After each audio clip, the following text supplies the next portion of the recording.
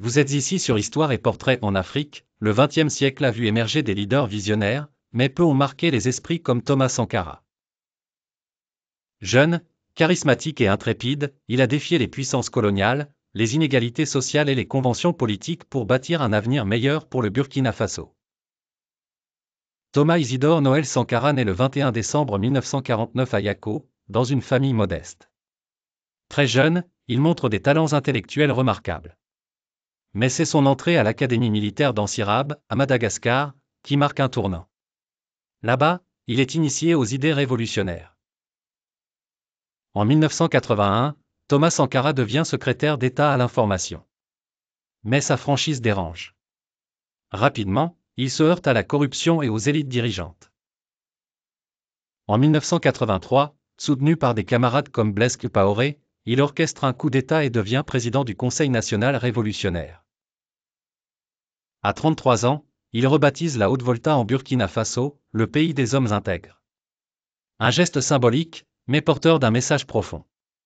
Sankara se distingue immédiatement par son style de leadership. Contrairement aux présidents africains qui s'enrichissent, il mène une vie simple. En 4 ans, Sankara transforme le Burkina Faso. Il lance des campagnes de vaccination massive, éradiquant des maladies comme la poliomyélite. Il construit des écoles, plante des millions d'arbres pour combattre la désertification et pousse les Burkinabés à produire eux-mêmes leur nourriture. Thomas Sankara encourage l'autonomisation des femmes, il interdit l'excision, les mariages forcés, et nomme des femmes à des postes de pouvoir.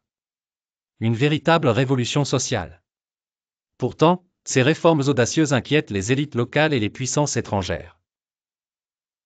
Thomas Sankara s'attaque à des ennemis bien plus grands que la pauvreté, la dépendance économique et l'impérialisme. Lors d'un discours célèbre en 1987 à Addis Abeba, il appelle les pays africains à refuser de payer la dette coloniale, qu'il qualifie de « piège pour maintenir l'Afrique sous contrôle ». Le 15 octobre 1987, Thomas Sankara est assassiné lors d'un coup d'État orchestré par son ancien camarade Blaise Compaoré. Ce dernier accuse Sankara de diviser le pays. Mais les véritables raisons sont plus sombres. Sous pression de certaines puissances étrangères et locales, Compaoré met fin à la révolution.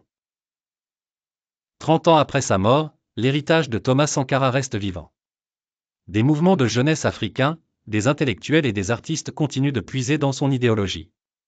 Mais ses rêves de justice sociale, d'autonomie et de dignité africaine sont-ils toujours réalisables? Thomas Sankara n'était pas qu'un leader politique.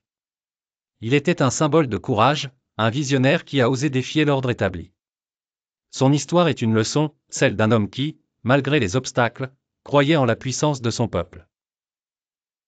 Et si Thomas Sankara avait eu plus de temps, aurait-il changé l'Afrique pour toujours?